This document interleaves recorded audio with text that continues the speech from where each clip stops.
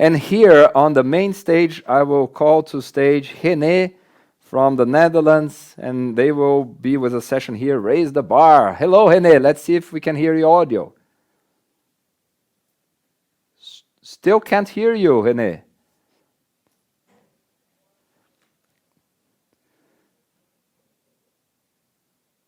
No, I'm not hearing you.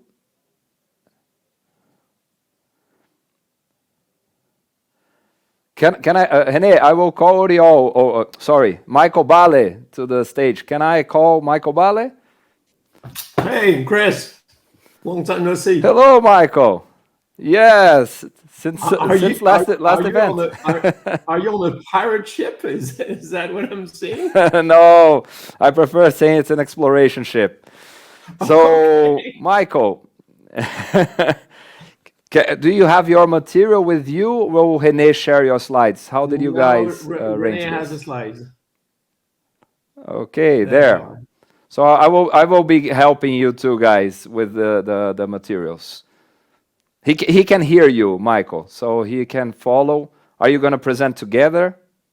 Well, that was the idea, but I can do it on my own, I think.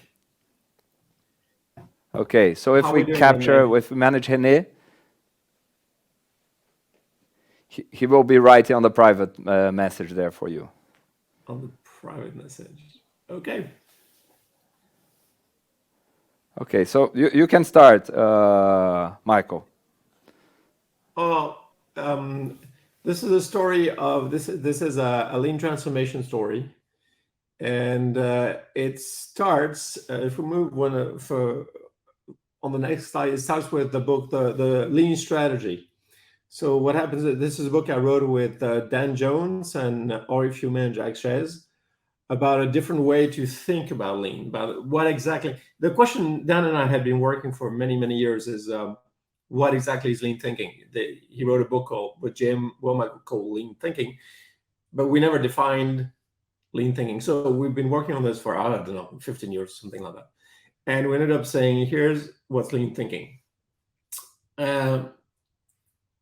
Nicolas Chartier, who created a company 20 years ago, more than 20 years ago now, with a colleague, Guillame Paoli. Now, these guys started in a studio with they had a phone and a computer in a studio, and they created a company that is now close to a 2 billion euro turnover company now.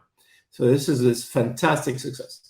And of course, like every startup and hypergrowth story, it's never been easy. They've had a lot of growth crisis, a lot of things happen. And he was very interested in lean. So at that time, he was on his third. Oh, I'm here. Hey, it works. So Nicolas was on his third lean attempt. He had done first lean with generalist consultants. It was interesting, but like it always was, it failed. Then he went to a specialist lean consultant, and it was even more interesting. It also failed, but and quite a bit more expensive. And finally, he started his own lean program, and he hired a lean guy and has his own lean office. And again, a lot of interesting stuff. Clearly, some waste eliminated, identified, but none of it stuck, and never could find the results on the P&L. So he was getting. He thought it was still. He saw the potential of lean. He's an entrepreneur, afraid of nothing.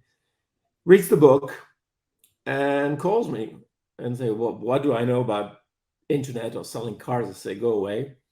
But Nicolas doesn't take no for an answer very easily. So he calls me again, and eventually we meet and we started working together. And now if we can say to the last slide, it's interesting that if we go back to this previous slide. Yeah. The interesting thing is that he wrote the preface to the French version of Strategy Lean because he got really into the 4D, 4F model. He really changed his thinking there. And he said, well, how come there's a sensei? Why can't the CEO be a sensei? And I thought, oh, well, no, there's a sensei, the CEO. And I said, yeah, but why? And I said, I don't know why. So this started us thinking on a completely different track, which is how does the CEO of now a very fast growing company becomes a sensei. And this led us to write with Evan Recker and Daryl Powell and Sandrine Olvelcia and Pascal Coignet. This led us to write this other book, which the Lean Sensei, which is we're trying to capture and define what exactly is a Lean Sensei. And from then on, as we'll tell a story, we keep thinking about all this stuff, and we say, okay, what happens then is Aramis, the company, goes to an IPO. So this is going to be a major change. They had done incredibly well through the very difficult times of COVID. And we thought, let's write the story of the company before the IPO. We know there's a before and after. We don't know what it's going to be, but we know it's going to be a different place after. We had so much fun at that time, and the people in the company were extraordinary. And it was, they dealt with COVID. It was incredible. And we said, let's write what it was in this first part of the Lean before we become a public company. And this is how we ended up writing Raise the Bar. So that's the story here. And this is very much more Nicolas' story than mine. But I thought it was interesting to have some background on how we got there. So can you tell us a bit about Aramis? Yep, go for it, René. Can you tell us a bit more about Aramis? So yeah, Aramis essentially, but here's what they want to do. They want to be the preferred European platform to buy a used car online. So you can have the app on the phone or go to the web. And the idea is that their key idea was completely lean. They thought purchasing a car is a very important moment in your life. It should be fun. And they looked at the purchasing experience and they thought it's horrible. Who wants to negotiate with a used car dealer? So they looked at it and they took away the pain points. The first thing they did is they say, here's the price, it's on the site, it's non-negotiable. So they took away the negotiation part. And then you don't have to go from dealer to dealer to find a brand. It's the infinite shelf. We have all of it here. So really they worked in this very lean way, instinctively, of taking the pain points out of the customer journey. And this is what they do. So how it works in practice, we go to the next slide. Well, there are two cases. Either there's overflow from new car building from manufacturers, which at the moment there isn't, and then you can buy a 0 kilometer car, or they've purchased a car, the secondhand car, and they've refurbished them. So here's the first innovation is internet. Second innovation is industrial refurbishment of cars, and that was another breakthrough. They were the first industrial refurbishment factory in Europe. And so how do you make a car as good as new industrially? So the very big innovation. And then they either you're going to pick it up in a sales point or they deliver it at your doorstep.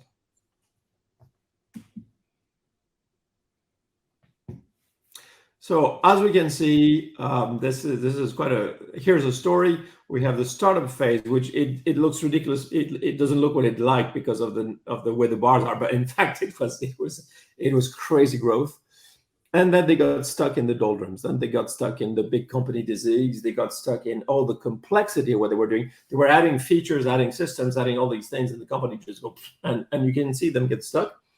And then you can see the moment that Nicolas adopted lean thinking, and that was really the growth started again.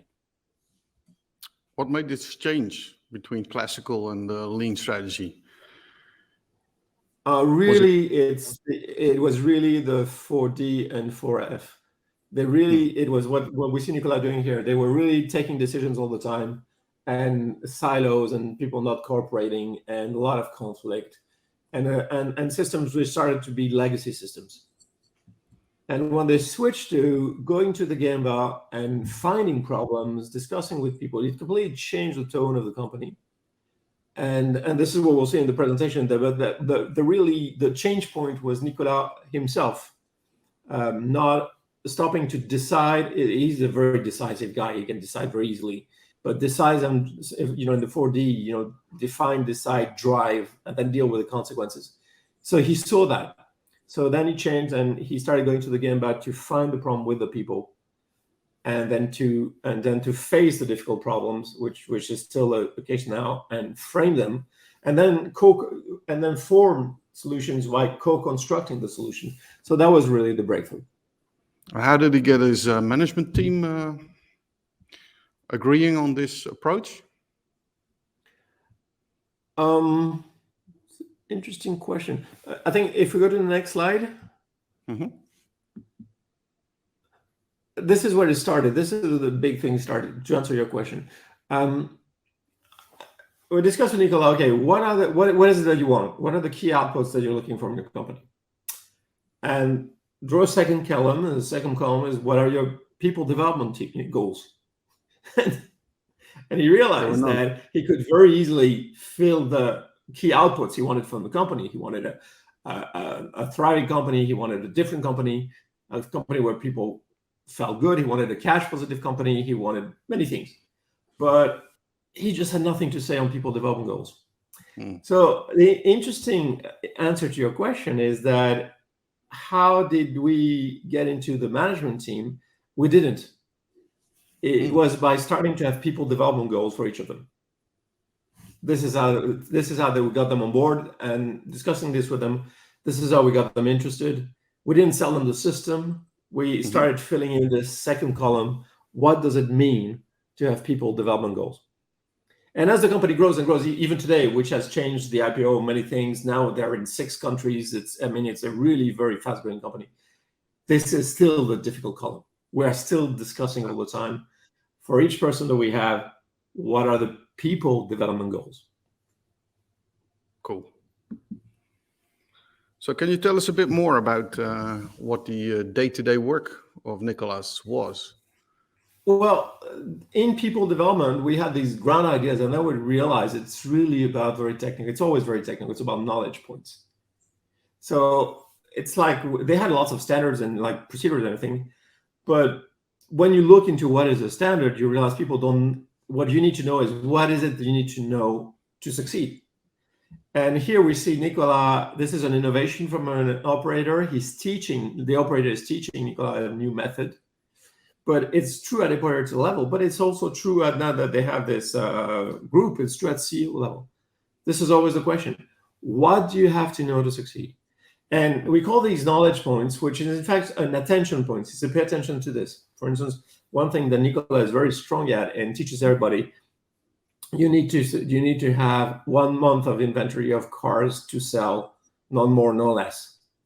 You need to understand to look at the cars you have in inventory to succeed. And then something Nicolas is very good at, and we find very hard to explain to other people, is which cars to buy. Because he's done it all his life, he has an instinct to buying cars that will sell. But when we actually try to turn it into, that's the attention point, we agree on that. But when we try to turn it into a work method, wow, it's very intuitive, very difficult. It's not about the model. It's the model, the year, it's not the color, but the motorization. It's like, so we understood this. We understood that people development is a very practical thing, which is what are the knowledge points in what you're trying to do? What do you have to know to succeed?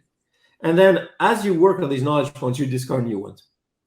There's always something more you need to know. And so that was the big learning point from that, which is that lean doesn't do anything in itself. Lean is a way to get problems out, and in the problems you'll discover these knowledge points. Now the other, to answer your question again about the management team, the other big insight Nicolas had, and that was really is fix the team. Fix the team. We started fix the team. So we had all these silos, and like any company.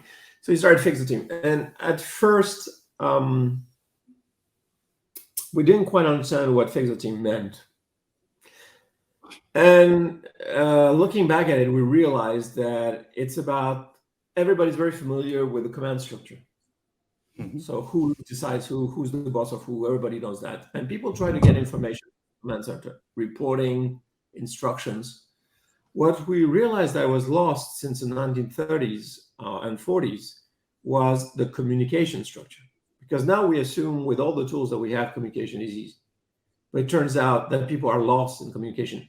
So we realized there was nowhere where we could have collective sense making, which is a way of saying, what's going on? What do we do? What's going on? What do we do? But not the boss, collectively. So we started using the Obeya and A3s so people would share what they intended to do. At senior level. Obeya is the visual room. Sorry? The visual room concept of Obeya. So really, the visual room and the A3s in the visual room, which is they would have the meetings there, and they would come every week. Somebody would come up with an A3 saying, "Okay, in my department, I intend to do this change. Here's why. Here's what I'm looking for. Here's what I expect." So, and then they say, "How does it impact you guys?" And this has a tremendous effect, and we saw it in the COVID crisis. This had a tremendous effect. That they started working as a team. Because they started, once you fix the team, once you've developed, we have a development plan for people, then you need to teach them to help each other, as opposed to working against each other. So that's really what it did. Was it difficult because PSA bought a big part of the shares? So how much room did the team get? The share, that was fine there. Everybody was so busy with everything. But it was like, no, what was difficult is that nobody's used to work like this. So people at first were very reluctant. There's a misunderstanding with the A3. Everybody thinks that's with process. So everybody thinks A3 is a method to get some idiot to solve a problem. Here we say, okay, forget that. People on that level, there's some problems every day. A3 was used as a communication tool to communicate what we have in mind, to create a one mind. So that was a real breakthrough. Understanding that the communication structure was just as important as the command structure. Cool. Another example of the communication structure, which is actually the Kanban is a communication structure. People will interpret Kanban as a production device. Oh, follow the cards. No, it's why is this card late? Let's talk about it. Kaizen, we now saw it was a communication structure. It was not about, oh, let's get this team to fix something. No, it's they fix things every day. Let's get this thing to report about what they fixed so that we understand what was broken and the consequences.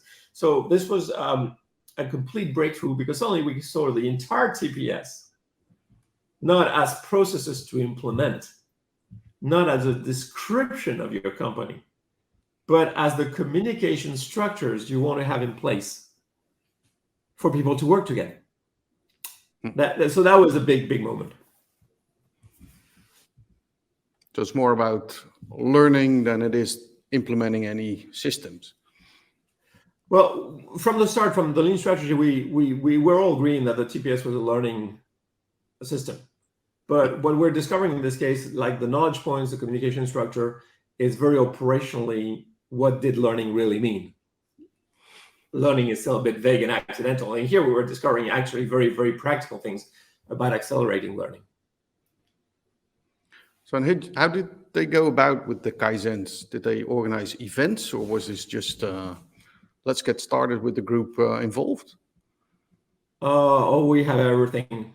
In fact, the question is the way that Nicolas deployed the TPS, deployed the lean system. Rather than have deployment, I think if we move on, the first thing is that at the time it was a time of writing the lean sense. So he started practicing the TPS all the time.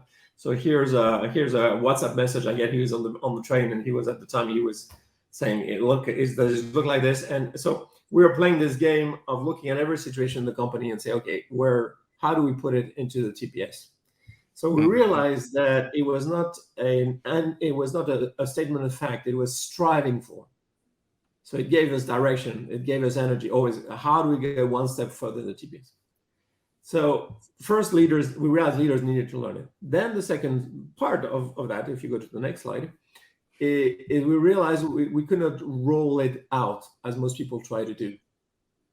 We just had to do spillover. We just had to convince one person after another. It's like it's like if you have a mindfulness program, you can't roll out meditation through the company. That was just ridiculous. You have to convince one guy who convinced another guy and so forth. Now, this is so here's an example of the Belgium leadership tool, drawing the TPS to try to understand it in Belgium. So it starts filling up. Now, the very interesting thing about that is we then could compare the areas of the company where they had gone for the TPS and where they had not bothered. And the difference was striking. So this was very comforting for us because we knew we were onto something again. I knew it from previous experience from looking at different companies, but here we really saw it in detail from one department to the next. We saw the behavior change and we saw the gaps and all the headaches that we had with it. So here's the third insight here is that you spill over, you don't roll out. Yeah. So really teach a teaching principle, train the trainer rather than and chain of teaching because here at the top is Nicolas, but then the teaching would come from me. Teacher will become me from Freddie, my father, from Freddie, from Mr. Hayashi, from Mr. Hayashi to Taishi Ono. So we realized that these lines of teaching were actually very important. Cool. So it wasn't an easy ride, was it? Well, it never is. If I had two dogs, I would call them push back and backslide. So this is every day. Every day you go to the Gemba and you say, "Hey, what about this way? What is going on here?" Sense making, and of course they push back. Yeah. Push back essentially is people saying, "We already know everything we need to know to succeed. We don't need anything more. Go away."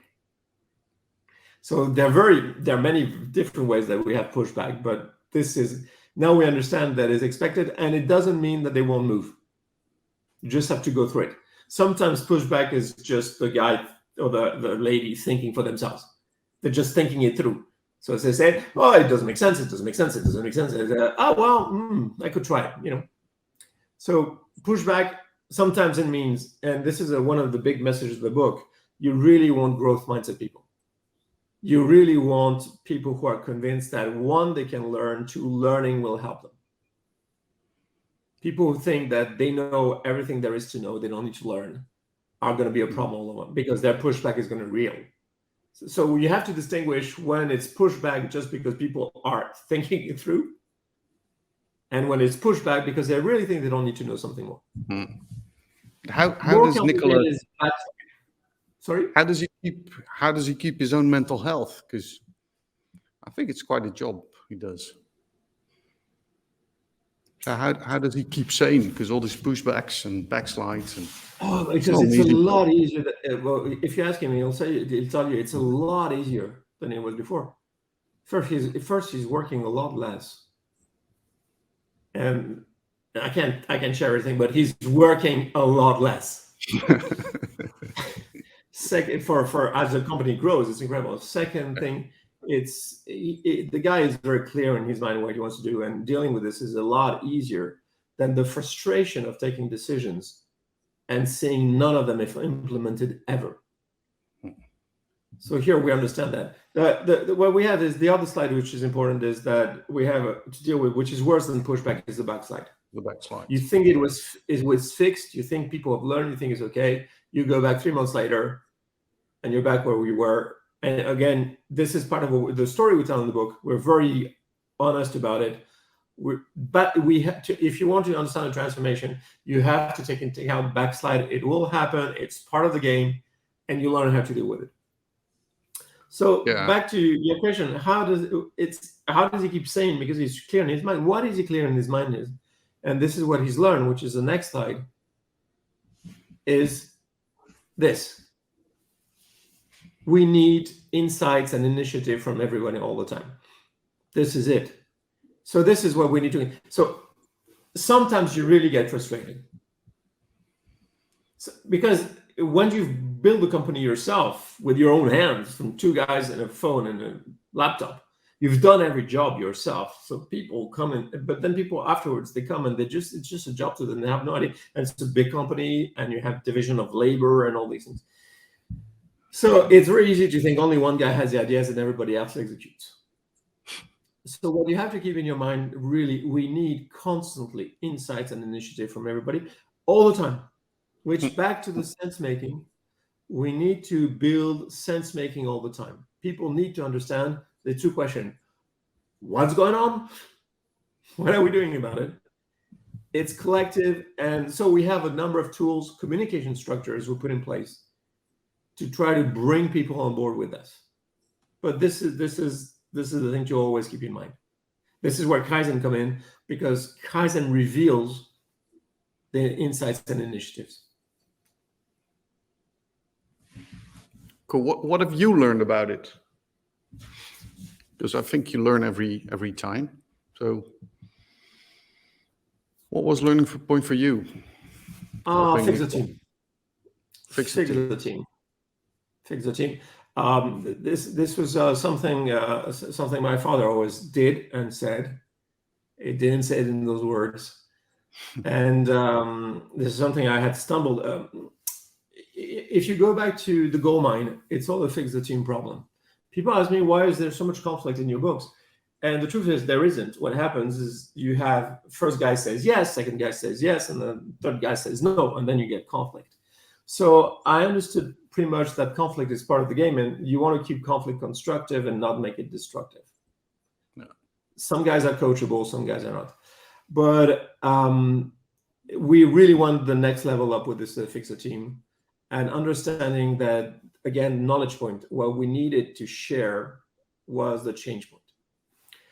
Beyond that, I think this is the big pivot that we learned also, is to the radical change of perspective that is so hard for everybody. Everybody wants to do stuff to achieve objectives. Let me do this, I'll get that. Let me do this, I get that. And the conversation Nicolas has every day is, okay, what's the problem? What's your countermeasure? And the other thing I've learned is, this sounds stupid on a slide, it sounds obvious, but no, it's a different, completely different mental work. And at the moment, it's hurting us a lot, because with the growth of the company, we have a lot of new people coming in and they don't understand anything about what's going on. Because they would come in to do all these activities. They come from their previous companies. They have all these ideas. Say, we'll achieve your objective, and we're like, oh, guys, what's the problem here? How is that a countermeasure? And they feel so personally attacked. Yeah. But we have here, I think, so my conclusion from Raise the Bar is that if you ask me what is the one change lean thinking is, it's here. And of course, waste reveals problems. So the entry point in waste and flow, these things, is to reveal what problem. And the whole TPS is about revealing problems so that you find countermeasures. But what is so difficult is people really come in with the glasses that they want to do their thing to achieve their objectives. And so to all of you who listen, meditate on this. And if you don't crack this, you will implement lean tools as an activity to achieve objectives, and it will fail. Yeah. Instead of it really focusing on problems and trying out. What is the problem? And again, this is about sense making. What's going on? What's the problem? What do we do about it? What is the countermeasure? So thanks, Michael, for your interesting presentation. Well, thank you, René. Hey, there you have Raise the Bar. You can buy the book either in the Institute, buy the book, or on Amazon. Thanks again, Chris. Turning over to you.